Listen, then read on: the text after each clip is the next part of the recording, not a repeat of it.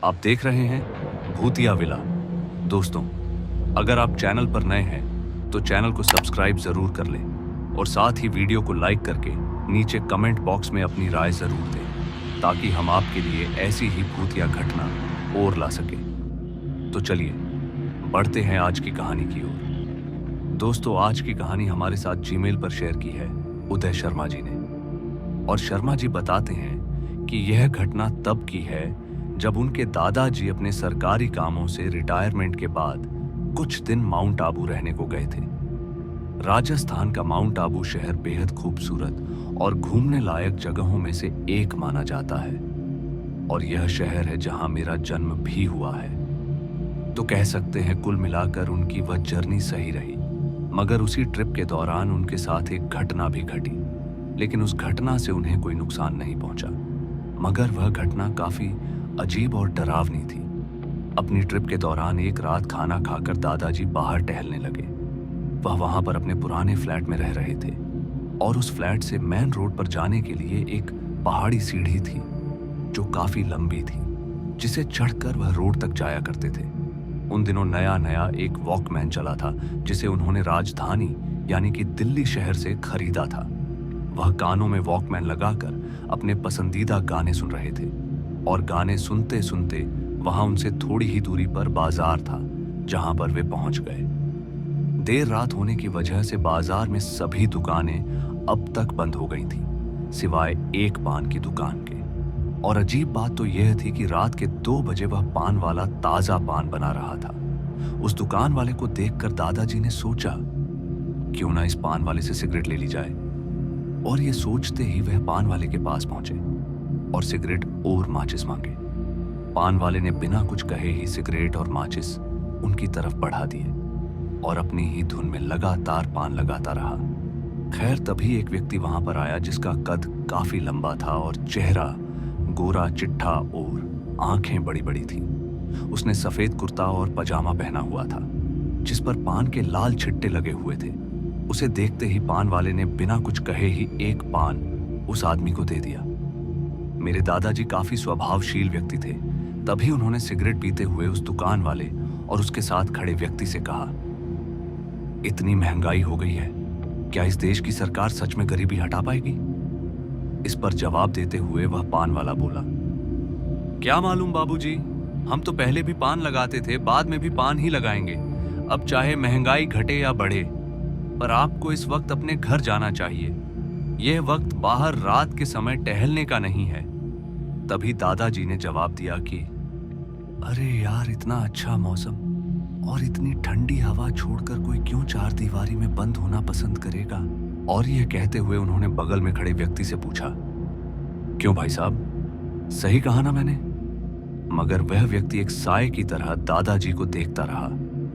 दादाजी को लगा कि शायद यह व्यक्ति कम बोलता होगा, इसलिए उन्होंने भी उसकी तरफ देखना बंद कर दिया और सिगरेट पीते रहे। मगर उस समय पान वाला फिर से बोला, बाबूजी सुबह आ जाना, पर आप अभी घर जाइए।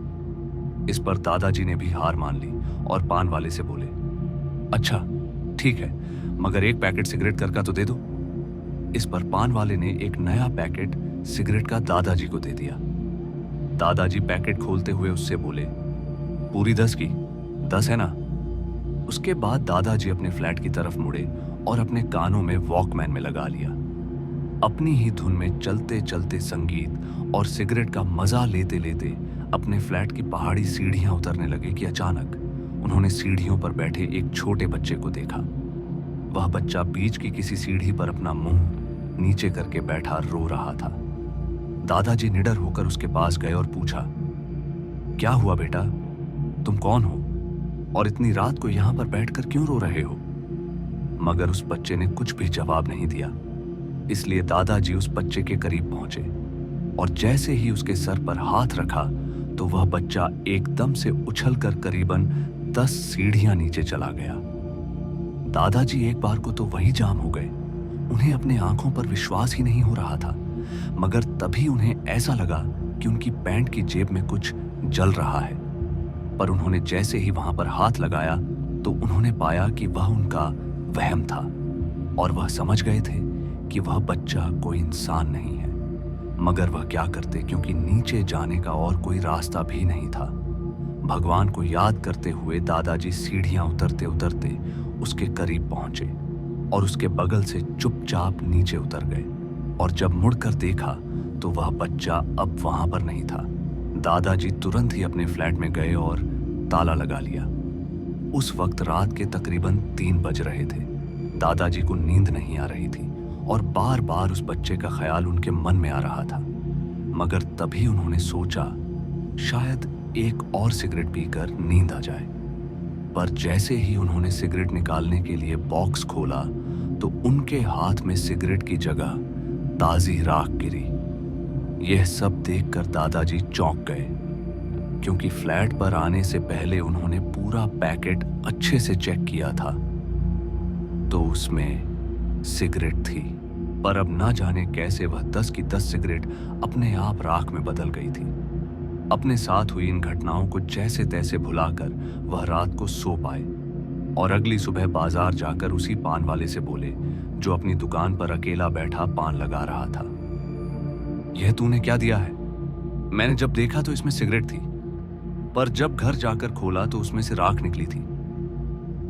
यह देखते और सुनते ही पान वाले के होश उड़ गए और उसकी आंखें बड़ी बड़ी हो गई थी और जैसे तैसे करके पान वाला बोला, बाबूजी, मैंने तो कहा था कि घर चले जाओ, मगर आप मान ही नहीं रहे थे। आपको मालूम है जो लंबा सा व्यक्ति कल आपके यहाँ रहते हुए पान खरीदने आया था, वह एक इंसान नहीं है, वह एक भूत था।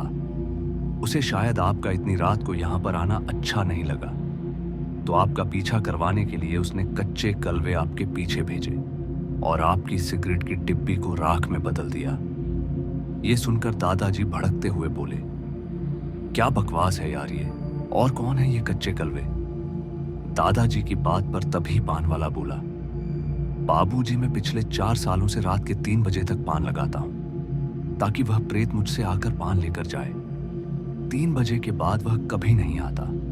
उसने ऐसे बच्चों की आत्माओं को बंदी बनाकर रखा है जो कम उम्र में मर गए थे और उनके शरीर का अंतिम संस्कार नहीं हो पाया था।